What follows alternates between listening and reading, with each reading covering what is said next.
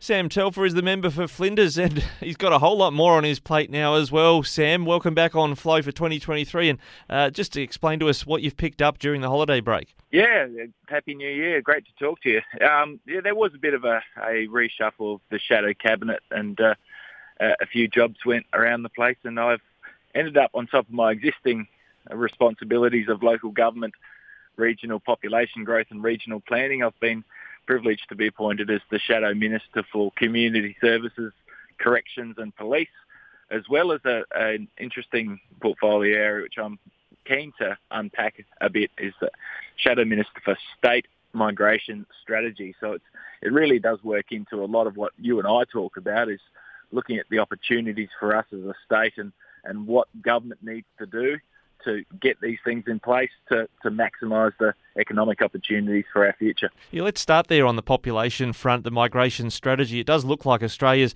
migration has jumped right back up now that the COVID-related measures have been eased, but we did see some very positive data from the Bureau of Statistics. I think we're now second behind Queensland in terms of population growth, which I can't remember in living memory myself.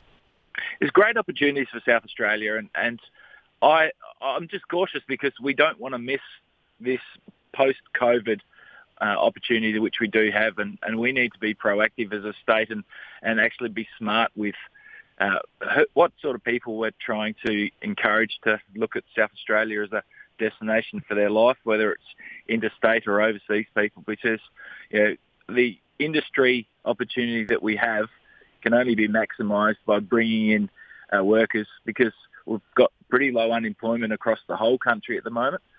And we need to, if we miss this opportunity, I think it's going to really put us back. So I'm keen to sink my teeth into this policy area in particular, and especially with an eye on the opportunities for regional South Australia. Well, one of those other portfolio responsibilities, you've got policing and road safety. I have to ask you, first of all, you have got a fully legitimate licence at the moment? Yeah, absolutely. I haven't got road safety. I've got community. Oh, sorry, who's got road safety? So road safety is with the Vincent Tarzia? Shadow Minister for Infrastructure and Transport. Obviously they go hand in hand, but yes, fully functioning licence, and I think police, corrections and community safety is a really important aspect and is becoming front of mind nationally, and we've seen a bit of that commentary in the media around Alice Springs in particular. For here in South Australia, we also need to be really smart with the way that we invest in our policing resources in particular, and building up communities. I think that what's been happening in Alice Springs is a scary insight into what can happen in communities, and we don't want to see it escalate to that point in South Australia. Yeah, I'm liaising with South Australia Police in your portfolio area about Ceduna. We're getting some feedback that things have gotten a little worse in Ceduna since sort of late last year. As the local MP, what are you hearing from locals there, and what are you hearing on the policing front there? Yeah, there's these stories that a worrying trend, really. I've been talking to locals at Ceduna. I'm there on the ground a fair bit. I was recently up there as well with Senator Karen Little, who's been doing a lot of good work, and she, as a born and bred Alice Springs girl before she made the move to South Australia, really does have an insight into what's going on up there. We need to make sure that the people that are put in charge of looking after us are properly resourced, and we need to make sure that those community supports are there as well. So I continually am in contact with the constituents up in Ceduna, and I was encouraged in the conversations I had that there had been a meeting between key stakeholders up there. So it was the council, it was the Indigenous leaders, the police, the business operators, to try and work out what involvement they need to have. But really, the state government needs to step up and make sure that they're keeping our community safe, and Minister Sockarch in particular really has to have a mind to this. I know he's thinking a lot about the floods at the moment, which are taking a lot of the attention as far as his emergency services portfolio goes, but he cannot take his eye off the ball when it comes to police and community safety. Well, I'm liaising with the police at the moment of trying to get some crime stats in some of these regional areas where we are hearing reports of antisocial behaviour on the increase.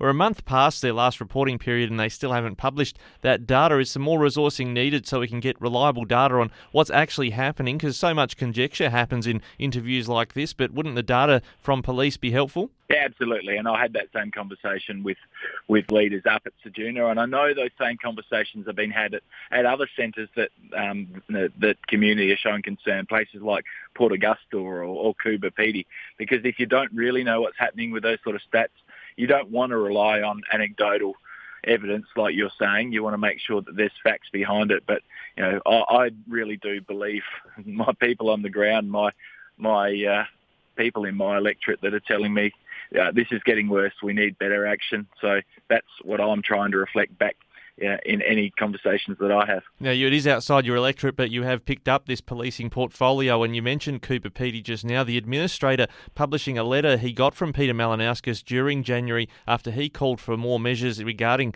the sale of alcohol and dealing with antisocial behaviour there. Sounds like he's pretty frustrated with the state of affairs there, and there are already some pretty strict controls on the sale of alcohol and policing in that locality. Yeah, and this is the bit that government has to be cautious of. Don't just talk about it. Let's get some actions. And we don't need just plans. We need actual action on the ground. And I was interested in seeing what the administrator up there, Tim Jackson, a good man who's working hard, but it's a challenge for that community. And as I said, it's not the only one with those sort of challenges at the moment. I have similar conversations with community leaders up at Port Augusta. I'm surprised because I know those local members up there are both, Labor Party members or, the independent that's a Labor minister. I hope that they're making proper representations to the senior decision makers of government because, it's really getting to a point in some of these communities where I don't want to see community members take the law into their own hands. We need to make sure the resources for police are appropriately reflective of what the need is. There's a whole lot on your radar. We've talked about a number of those already. But speaking of radars, the Doppler radar, you want to get a new point of presence up. Is this with the Bureau of Meteorology when it comes to getting more accurate rainfall readings for our local farmers? Well, it's more about trying to work out what weather's coming. So when you're an avid watcher of what's happening on the ground weather-wise, like I am, and to know the lay of the land, so we've got a Doppler radar, which basically lets you know where storm cells are going, what wind changes are happening as it happens, and what's actually happening. Rather than predicting, it's actually getting the readings, and these things have got a few 100-kilometre radius that they have, so you can draw a circle around them. There's one at Ceduna, and there's one at Adelaide. And in the middle, there's a big black spot, and we call that Eyre Peninsula. So unfortunately, when it comes to having accurate data for decision-making for farmers, for fishers, or for emergency services, there's not that accurate, up-to-date information that's coming in. I hear a lot from farmers that say, unfortunately, that they're making decisions on and significant financial decisions on some agronomic treatments for their crops, potentially, a spray treatment that they may go out with that may cost $20,000 for a pass, and then a rainfall event that wasn't predicted by the Bureau because they don't have that data rolls through and it becomes ineffective. So this is what modern business needs. We need to have accurate, up-to-date weather. The opportunities economically for savings and better decision-making is great. And this has been reflected in Western Australia, where the Western Australian government made a significant investment in a number of Doppler radars across its wheat belt, across its agricultural area, and the dividends have been realised. The money has been saved, the more money has been made by those industries. And I think, being the Eyre Peninsula, having the opportunity for aquaculture, fishing as well, which we've got needing better reliable data, and emerging industries like the space industry. This, I think, will be a really smart investment by, I hope, a combination of state and federal government, if we can get it over the line. And I've written to both Minister Scriven as the Primary Industries Minister and also Minister Sockarch as the man in charge of emergency services, just to highlight firstly this black spot and say, look, let's get something done about it. Yeah, there's a bit of a precedent for that, I guess. When your Liberal Party was in government, they invested in spray drift, micro, analysis so that farmers could know when was a good time to be spraying so it didn't negatively impact grain producers. That'd be a similar rationale for this one.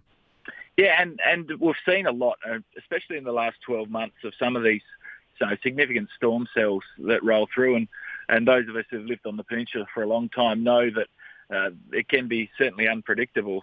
We need to be having this up-to-date data, what's coming our way, so we can make decisions around not just business and farming, but also community safety and people knowing what weather is around the corner for them, rather than once it hits the extremities of what the Ceduna forecast area is, then trying to fill in the rest with guesswork. Yeah, absolutely. Better to be data-driven than guesswork and anecdotal evidence. Sam Telfer, plenty on your plate and on your radar at the moment in state politics. Thanks again for joining us on Flow. It's always a pleasure.